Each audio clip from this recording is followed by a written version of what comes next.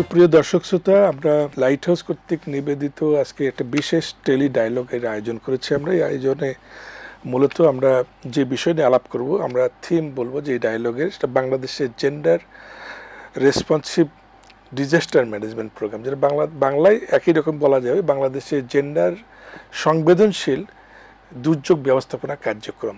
তো এই বিষয়ে আমরা আলোচনা করব।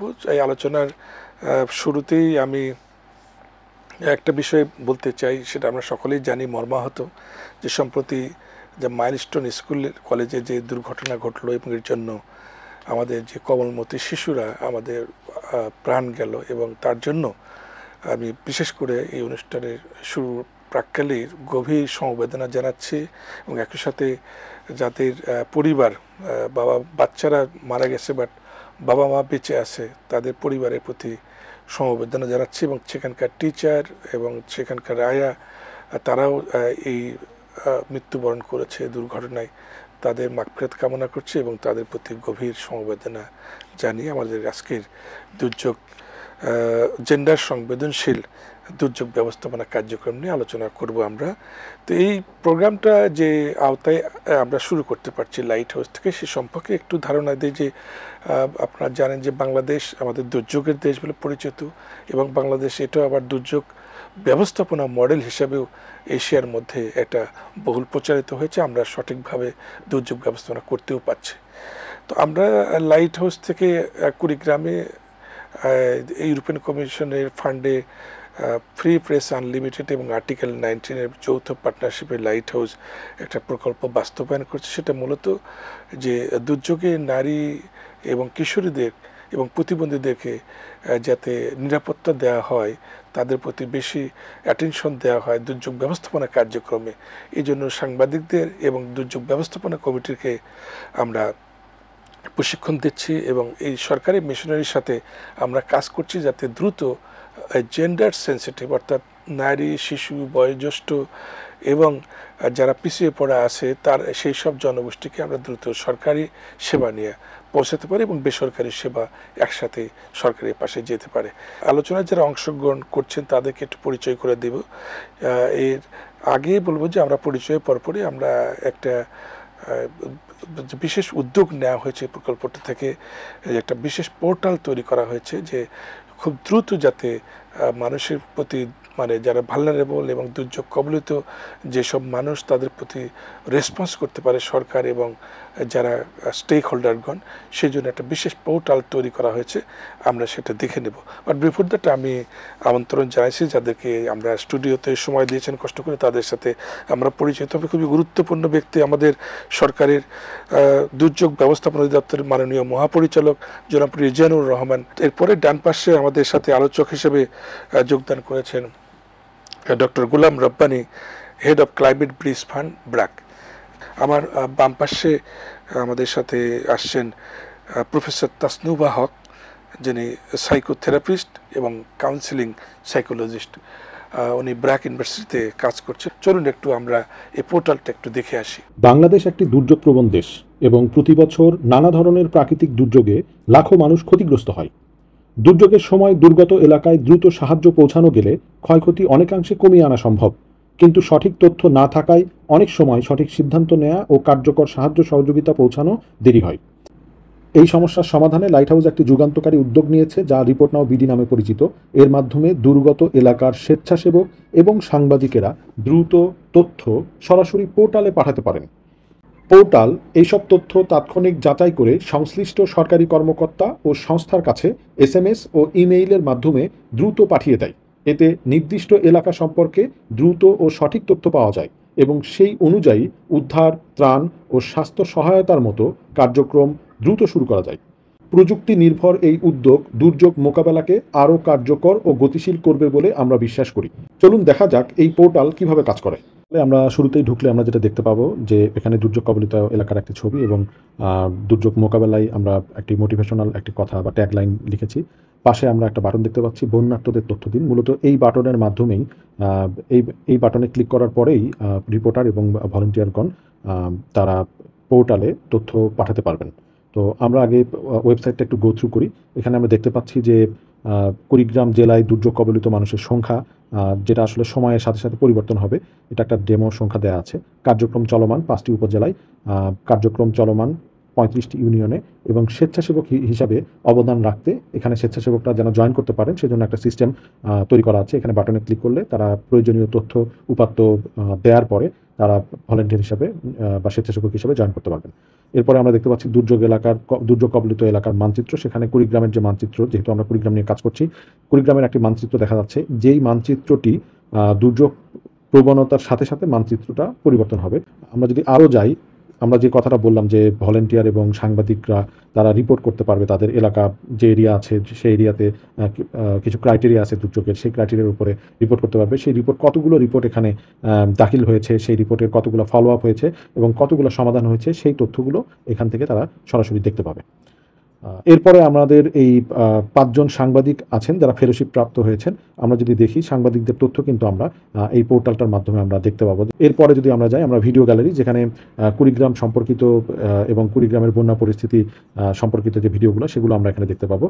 নিচে যদি আমরা আরেকটু যাই, সেখানে আমরা দেখছি যে আমাদের দাতা সংস্থার এবং বাস্তবায়নকারী সংস্থার লোগোগুলো দেওয়া আছে, ফ্রি প্রেস আনলিমিটেড, আর্টিকেল 19 এবং ইউরোপিয়ান ইউনিয়ন, এবং এই বাস্তবায়ন করছে লাইট হাউস। এবং এরপরে যদি আমরা দেখি, আমরা এখানে দেখব যে সর্বশেষ সংবাদ এবং ব্লগে কিন্তু আমাদের এখানে সর্বশেষের যে সংবাদগুলো আছে সেগুলো দেখা যাবে। এখন আমরা যাই যে এই জায়গাটাতে, এই বন্যার্তদের তথ্য দিন, এই জায়গাটাতে ক্লিক করলে কি হবে। তো আমরা যদি এখানে আমরা ক্লিক করি, তাহলে আমরা চলে যাব এই রিপোর্ট নামের পোর্টালে লগ ইন করার জন্য। এই তথ্য দেওয়ার জন্য আমাদেরকে যারা রেজিস্টার্ড তারাই শুধুমাত্র তথ্য দিতে পারবেন। এটা সকলের জন্য উন্মুক্ত করা হয় নাই। তো এই তথ্য, ইমেল অ্যাড্রেস এবং পাসওয়ার্ড দিয়ে এখানে লগ ইন করলে আমরা কিন্তু এই রিপোর্টিং পোর্টালে ঢুকে যাব। আমরা দেখতে পাচ্ছি যে নাজমুল হোসেন, যিনি একজন সাংবাদিক, তার একটি অ্যাকাউন্ট আমরা তৈরি করেছি এখানে। এই অ্যাকাউন্টের মাধ্যমে কিন্তু উনি নতুন একটি রিপোর্ট সাবমিট করতে পারবেন এবং সাবমিটেড রিপোর্টগুলো দেখতে পারবেন। যেমন আমরা যদি এখানে যাই, যে উনি কতগুলো রিপোর্ট সাবমিট করেছেন সেটা দেখা যাচ্ছে। তো আমরা নতুন একটি রিপোর্ট সাবমিট করি। উপজেলা, কুড়িগ্রাম সদর উপজেলা যদি সিলেক্ট করি, ইউনিয়ন আমরা সিলেক্ট করলাম, একটা যে ওয়ার্ডের সমস্যা সেই ওয়ার্ডটা সিলেক্ট করলাম, আমরা রিপোর্টিং টাইপ সিলেক্ট করলাম।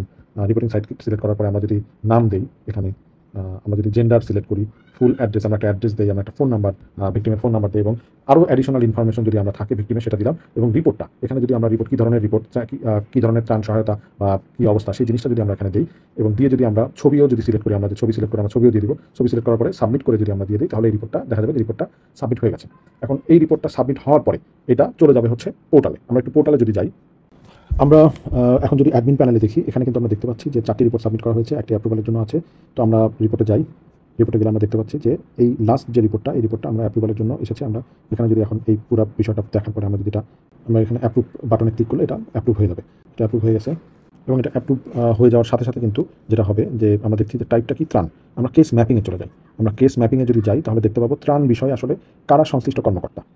ত্রাণ বিষয় আমরা যদি কেস ম্যাপিংয়ে চলে যাই, তাহলে কেস ম্যাপিংয়ে দেখতে পাচ্ছি যে ত্রাণের 3টা ত্রাণের টাইপ অনুযায়ী 3 জন ডেজিগনেটেড পার্সনের কাছে চলে যাবে। প্রথম দেখতে পাচ্ছি যে জেলা ত্রাণ ও পুনর্বাসন কর্মকর্তা, এরপরে উপজেলা প্রকল্প বাস্তবায়ন কর্মকর্তা এবং উপজেলা নির্বাহী অফিসার, এই 3 জনের কাছে চলে যাবে। অনুরূপভাবে স্বাস্থ্যসেবা ও সরঞ্জামের ক্ষেত্রে উপজেলা স্বাস্থ্য ও পরিবার পরিকল্পনা কর্মকর্তা, জেলা ত্রাণ ও পুনর্বাসন কর্মকর্তা, উপজেলা প্রকল্প বাস্তবায়ন কর্মকর্তা, উপজেলা নির্বাহী অফিসার। এভাবে পরিপূর্ণভাবে আপনারা যদি দেখেন যে প্রত্যেকটা টাইপের জন্য, উদ্ধার, নারী সহিংসতা, প্রত্যেকটার জন্য কিন্তু একজন করে বেশ কয়েকজন কর্মকর্তা যারা আসলে দায়িত্বরত আছেন ওই বিষয়টা নিয়ে, সেই বিষয় কিন্তু চলে যাবে। আমরা অফিসিয়াল যদি ইনফো যাই, প্রত্যেকের ইনফো কিন্তু আমরা এখানে দিয়ে দিয়েছি। সেই ফোন নাম্বার এবং ইমেল অ্যাড্রেসগুলোতে এই তথ্যগুলো চলে যাবে।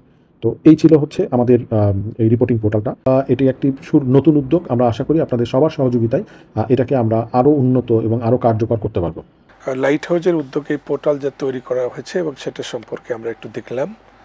তো আমার বিশ্বাস এটা হয়তো বা স্থানীয় রিপোর্টার এবং যারা তথ্য প্রদানকারী তাদের ক্ষেত্রে সহযোগিতা হবে, এবং একই সাথে যদি এটা সারা দেশব্যাপী প্রচার হয়, তাহলে এটা যারা ব্যবস্থাপনা কর্তৃপক্ষ থাকবে, দুর্যোগ ব্যবস্থাপনা অধিদপ্তর এবং সংশ্লিষ্ট স্থানীয় প্রশাসন, তারা এখানে উপকৃত হবে, দ্রুত তারা পদক্ষেপ নিতে পারবেন। তো এটা একটা পরীক্ষামূলক, এটা ট্রায়াল হচ্ছে, এটা হবে, এরপরে এটা আরও হয়তো ইমপ্রুভমেন্টের সুযোগ থাকবে। তো আমরা আশা করি যে দুর্যোগ ব্যবস্থাপনা অধিদপ্তর এইটা আরও একটু প্রমোট করার জন্য হয়তো উদ্যোগ গ্রহণ করবে। আমাদের এটা নিয়ে আরও একসাথে কাজ করার সুযোগ আছে এবং অভিপ্রায় আছে। তো তো আমি ধন্যবাদ যে এই ভিডিও তৈরি করেছে যারা আমার সহকর্মী তাদেরকে। তা আমি আলোচনায় ফিরে আসি। তা আমরা মূলত যেটা সুপ্রিয় দর্শক মন্ত্রী আমরা বলেছিলাম বাংলাদেশে জেন্ডার সেন্সিটিভ যে দুর্যোগ ব্যবস্থাপনা কার্যক্রম সেটা নিয়ে মূলত আমাদের আজকের আলোচনার বিষয়। তো এই আলোচনায় আমাদের মহাপরিচালক মহোদয় আছেন দুর্যোগ ব্যবস্থাপনা অধিদপ্তরের। আমরা সরকারের যে উদ্যোগগুলো আছে যে সেই উদ্যোগগুলো সম্পর্কে একটু জানবো। যে যে শুরু থেকেই আমি বলেছিলাম বাংলাদেশে স্যার এই আমাদের দুইটা মডেল, একটা হলো আমরা অ্যাভয়েড করতে পারছি না। তো আপনি স্যার এর মধ্যে একটা বিষয় আমরা যুক্ত করেছি যে জেন্ডার সংবেদনশীল দুর্যোগ ব্যবস্থাপনা কার্যক্রমটা আমার বিশ্বাস এটা সরকার অ্যাড্রেস করছে। আপনি যদি স্যার জাতির উদ্দেশ্যে কিংবা আমাদের উদ্দেশ্যে যদি একটু বলেন যে আপনার অধিদপ্তর কিভাবে এই দুর্যোগ ব্যবস্থাপনার মূল বিষয়গুলি হ্যান্ডেল করছে। ধন্যবাদ স্যার। আপনি আগেই বলেছেন বাংলাদেশ একটি দুর্যোগ প্রবণ দেশ। প্রতি বছরই নানা ধরনের দুর্যোগ আমাদেরকে মোকাবেলা করতে হয়। কখনো মৌসুমি বন্যা, ঘূর্ণিঝড়, কখনো আকস্মিক বন্যা, খরা, শৈত্যপ্রবাহ, হিটওয়েভ ইত্যাদি। আপনি যদি আজকে থেকে 50 বছর বা তারও অধিক সময় পিছনে যান, দেখবেন যে 1970 সালের ঘূর্ণিঝড়ে এক রাতেই মৃত্যু হয়েছিল ভোলায় প্রায় 10 লক্ষ মানুষ। আর সাম্প্রতিক সময় গত বছর আমরা একটি ঘূর্ণিঝড় রেমাল এবং একাধিক আকস্মিক বন্যা মোকাবেলা করেছি। আপনি দেখবেন যে যখন দুর্যোগ চলে আমরা প্রথম তথ্যটা পেয়ে থাকি SOS এর মাধ্যমে। আমরা কয়েক ঘন্টার মধ্যেই প্রাথমিক একটা তথ্য সংগ্রহ করি।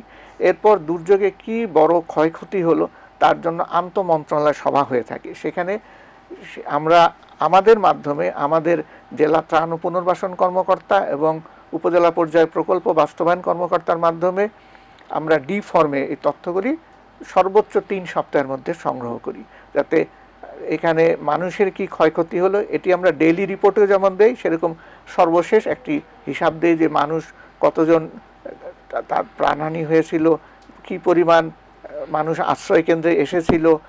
তারপরে আমরা আমাদের সহযোগী বিভিন্ন দপ্তর থেকে তথ্য সংগ্রহ করি যে কতগুলি প্রাইমারি বা সেকেন্ডারি স্কুল ক্ষতিগ্রস্ত হয়েছে, রাস্তাঘাটের কি ক্ষতি হলো, কৃষি, মৎস্য, প্রাণী সম্পদ এসব ক্ষেত্রে কি ক্ষয়ক্ষতি হলো।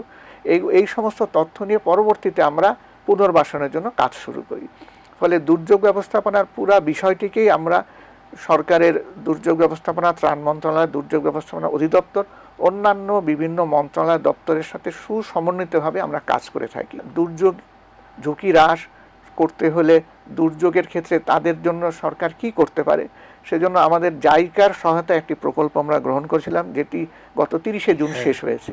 সেখানে local level disaster risk reduction plan, এটি ছিল, এর কর্মক্ষেত্র ছিল কক্সবাজার জেলার 2টি উপজেলা, কুড়িগ্রাম জেলার 2টি উপজেলা এবং সুনামগঞ্জ জেলার 2টি উপজেলা। ভিন্ন ভিন্ন দুর্যোগ প্রেক্ষাপটের জন্য এগুলি নেওয়া হয়েছিল। সেখানে স্থানীয় জনপ্রতিনিধি, আমাদের দুর্যোগ ব্যবস্থাপনা কমিটির সদস্যরা এবং সকলকে নিয়ে আমরা তার এলাকার জন্য কি কি করা প্রয়োজন সেটি দুর্যোগ ব্যবস্থাপনা অধিদপ্তর করতে পারে, পানি উন্নয়ন বোর্ড করতে পারে, স্থানীয় সরকার প্রকৌশল অধিদপ্তর করতে পারে, সরকারের কৃষি সম্প্রসারণ অধিদপ্তর করতে পারে, সেই কথাগুলি আমরা শুনেছি।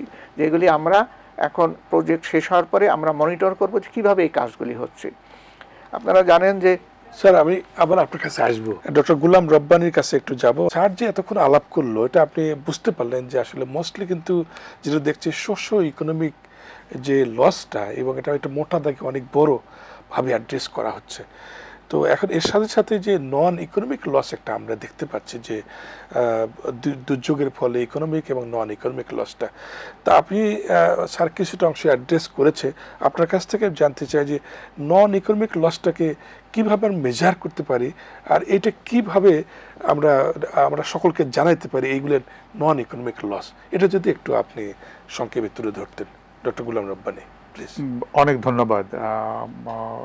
ইনফ্যাক্ট নন ইকোনমিক এবং ইকোনমিক লস অ্যান্ড ড্যামেজের কনসেপ্টটাই এসেছে জলবায়ু পরিবর্তনজনিত দুর্যোগের আলোচনা সাপেক্ষে, এবং এইটা মূলত জলবায়ু পরিবর্তন নিয়ে যেই প্রতি বছরে আমরা যেই নেগোসিয়েশন করে থাকি, কপ হয়ে থাকে, কনফারেন্স অফ দি পার্টিস, সেখানে আলোচনা হয়ে থাকে। এবং সেখানে এই ইস্যুটা প্রথমে এসেছিল আর্লি 90s-এ, 1992-তে, এবং পরবর্তীতে এটা অনেকবারই এসেছে। শেষ পর্যন্ত আমরা 2010 সাল থেকে এই 2025 পর্যন্ত এসে আমরা COP26-এ আমরা লস অ্যান্ড ড্যামেজ ফান্ড পেয়েছি এবং সেখান থেকে আরও আলোচনা চলছে, এস্টাবলিশড হয়েছে। কিন্তু যেই প্রশ্নটি আপনি করেছেন এটা হচ্ছে লস অ্যান্ড ড্যামেজ, এখানে আবার দুটো ভাগ আছে, ইকোনমিক লস অ্যান্ড ড্যামেজ এবং non economic loss and damage. এই লস বলতে আমরা যে জিনিসটাকে বুঝাই সেটা হচ্ছে যে দুর্যোগের কারণে, জলবায়ু পরিবর্তনজনিত দুর্যোগের কারণে যেটা আর কখনোই রিকভার করা সম্ভব না, নন রিপেয়ারেবল। আর ড্যামেজ যেটা যেটা আমরা ক্ষতিগ্রস্ত হব কিন্তু এটা রিপেয়ার করা সম্ভব।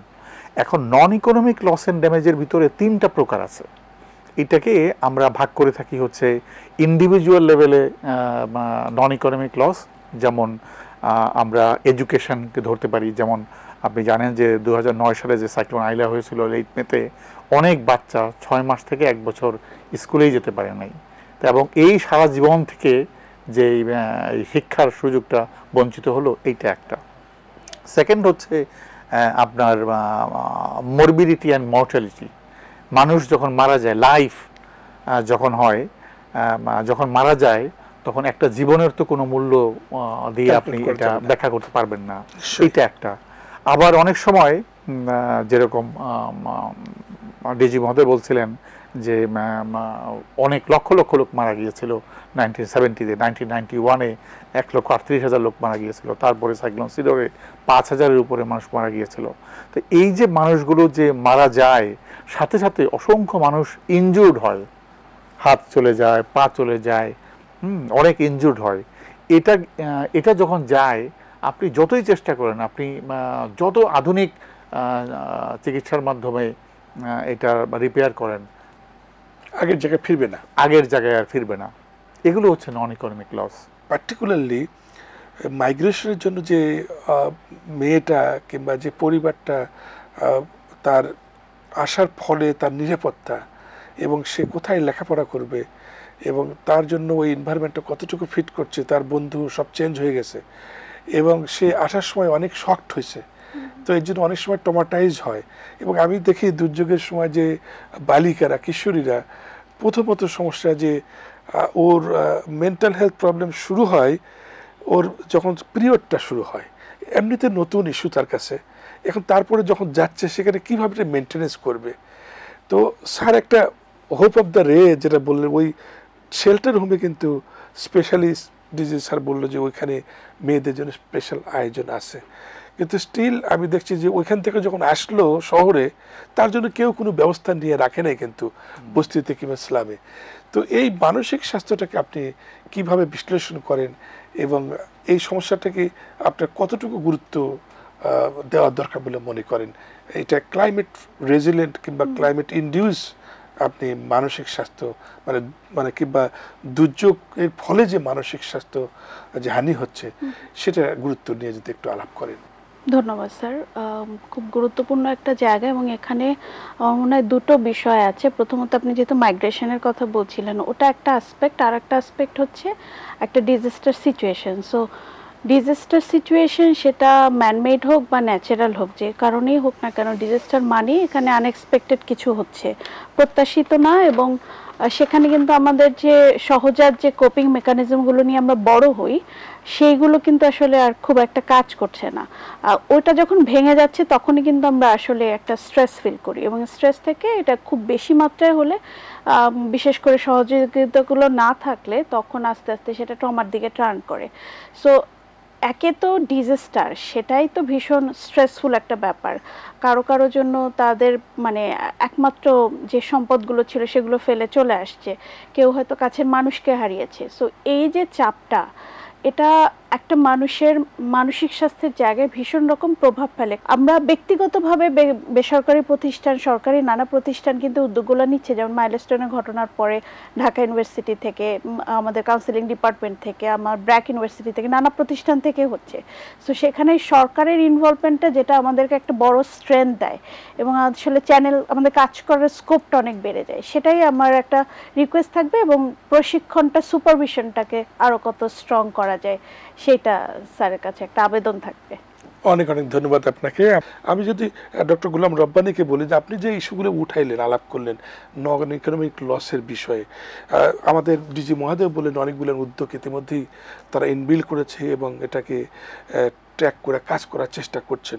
আপনি কি মনে করেন যে সুনির্দিষ্ট কোনো নীতিমালায় কোনো জায়গাটাতে এই বিষয়গুলোকে আরও একটু জোর দেওয়া দরকার, এই বিষয়গুলোকে আরও সামনে নিয়ে আসা দরকার? ন্যাশনাল লেভেলে এটা একটা মেকানিজম থাকতে পারে, 1 নাম্বার। 2 নাম্বার হচ্ছে যে আমাদের যেই এক্সিস্টিং ডিজাস্টার ম্যানেজমেন্ট পলিসিগুলো আছে, ডিজাস্টার ম্যানেজমেন্ট অ্যাক্ট আছে, ন্যাশনাল অ্যাডাপ্টেশন প্ল্যান 2020 টু আপনার 2050 হয়েছে, এই সমস্ত পলিসি ইনস্ট্রুমেন্টগুলো যখন রিভিউ হবে আমাদের এই নন ইকোনমিক লস অ্যান্ড ড্যামেজের এই রিকগনিশনটা থাকা উচিত এবং এটা কিভাবে মেজার করা যায় সেইটার বিস্তারিত থাকা উচিত এবং তথ্যগুলো থাকা উচিত আমরা কি হারিয়ে ফেলছি এবং এটা হারানোর কারণগুলো আমাদের রুট কজগুলো আমাদেরকে বের করতে হবে। আমরা জলবায়ু পরিবর্তন কথা বলি এবং জলবায়ু পরিবর্তনের ক্ষেত্রেও কতগুলো প্রাইমারি এলিমেন্ট রয়েছে, কতগুলো সেকেন্ডারি এলিমেন্ট রয়েছে, যেটাকে আমরা বলি যেমন তাপমাত্রা বৃদ্ধিটা হচ্ছে প্রাইমারি এলিমেন্ট। সেকেন্ডারি এলিমেন্ট হিসেবে আমরা এটাকে ধরি হচ্ছে সি লেভেল রাইজ, সমুদ্র পৃষ্ঠের উচ্চতা। এখন এই সমুদ্র পৃষ্ঠের উচ্চতার কারণে আমার যেই উপকূলীয় অঞ্চলে যতটুকু ডুবে যাওয়ার সম্ভাবনা রয়েছে, সিজনাল ইনান্ডেশন রিস্ক রয়েছে, এই সমস্ত ঝুঁকিগুলোর ক্ষেত্রে আমাদের যেই সম্পদ, যেই প্রপার্টি, বায়োডাইভার্সিটির কথা আমি বলছিলাম, এগুলো লস হবে, ড্যামেজ হবে, এগুলো সম্পর্কে বিস্তারিত তথ্য থাকা উচিত। একটা বিষয় আমি আরেকটু অ্যাড করতে চাই, সেটা হচ্ছে যেই ক্ষেত্রে বর্তমানে আমি কাজ করছি, ব্র্যাকের এস্টাবলিশ করা একটা ক্লাইমেট রিস্ক ফান্ড সেক্রেটারিয়েট, এবং এইখান থেকে আমরা গত প্রায় 6 বছর যাবত আমরা অপারেশনাল আছি এবং সেখানে আমরা 18টা জেলায় কাজ করেছি, 5টা সিটি কর্পোরেশন এরিয়াতে, মিউনিসিপ্যালিটি এরিয়াতে আমরা গত 6 বছরে প্রায় 140 কোটি টাকার মতো আমরা ব্যয় করেছি এবং এটা ব্যয় করেছি হচ্ছে mainly to address the problem of climate migrants, displaced population, যারা এই সব কারণে মাইগ্রেট করে এসেছে। এবং আমি নন ইকোনমিক লস অ্যান্ড ড্যামেজের অন্যতম উদাহরণ হচ্ছে এই climate reduced migration, human mobility, এবং এদের প্রবলেমকে আমরা অ্যাড্রেস করছি। আমরা সুনির্দিষ্ট সাজেশন পেয়েছি এবং আমার বিশ্বাস যে দুর্যোগ ব্যবস্থাপনা অধিদপ্তর খুবই জেন্ডার সেন্সিটিভ এবং খুবই প্রোঅ্যাক্টিভ এবং সফলভাবে কাজটা করে যাচ্ছে। এবং সম্প্রতি ক্লাইমেট যে আপনার যে কনফারেন্স হয় সেখানে প্রতি বছরই আমরা যাচ্ছি। আমি জানি না এখানে কতটুকু বেনিফিট আমরা নিয়ে আসতে পারছি, কিছু না হলে তো আমরা কিছু ইন্টারন্যাশনাল জ্ঞান আমরা পাচ্ছি। তো বাট আমাদের লোকাল যেটা লোকাল অ্যাডাপ্টেশন এবং একই সাথে লোকাল যে নলেজটা, সেইটাকে কীভাবে আমরা কাজে লাগাইতে পারি সেটার ইফেক্টিভটা মানে আরও অনেক বেশি আমার মনে হয়। তো এই আমার যে উনি যে আলাপটা করলো, এটা লোকাল নলেজটা আমরা এখানে ট্রেনিংটা দিচ্ছি, সেই ট্রেনিংটা এফেক্টিভ করা, আবার একই সাথে সরকারের যে লোকাল স্ট্রাকচার আছে, আমাদের যে স্ট্রাকচার, সেখানে আমাদের এটা কীভাবে ইনবিল্ড করা যায় সেই বিষয়গুলো নিয়ে।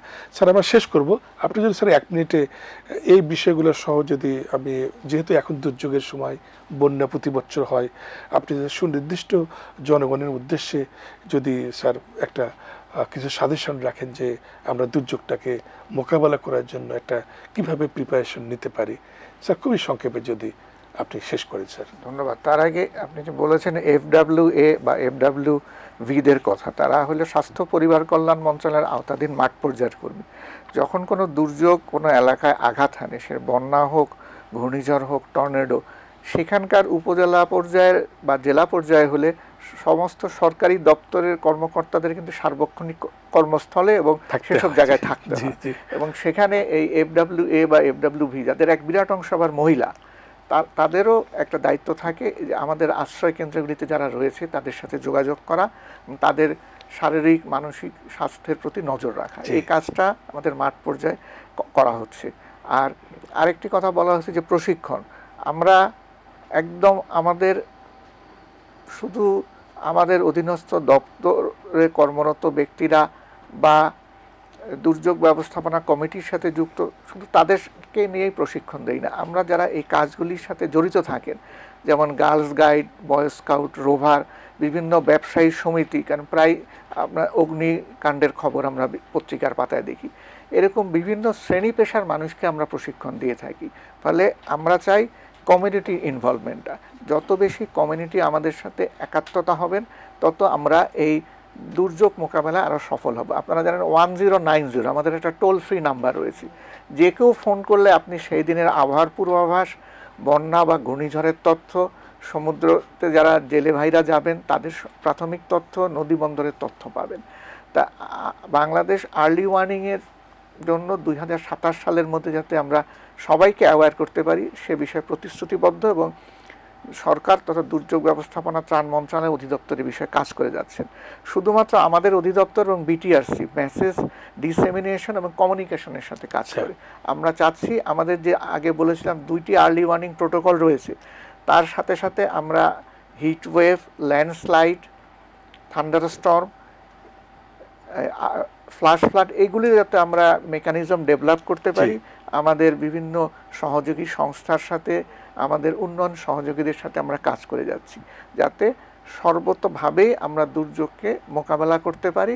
অনেক অনেক ধন্যবাদ স্যারকে। আপনি সকলকে আরেকবার ধন্যবাদ দিচ্ছি। সুপ্রিয় দর্শক শ্রোতা, আপনারা যারা আমাদের সাথে থাকলেন, আমাদের এই আলোচনা শুনলেন, আশা করি এটা উপকৃত হবেন হয়তোবা, এবং একই সাথে দুর্যোগ ব্যবস্থাপনায় আমরা সকলে নিজেরা আগে প্রস্তুতি নেব এবং দুর্যোগ ব্যবস্থাপনায় অপরকে সহযোগিতা করার জন্য এগিয়ে আসব, এই প্রত্যাশা রেখে আপনাদের সুস্বাস্থ্য কামনা করে আজকের এই টেলি ডায়ালগ সমাপ্ত করছি। ধন্যবাদ।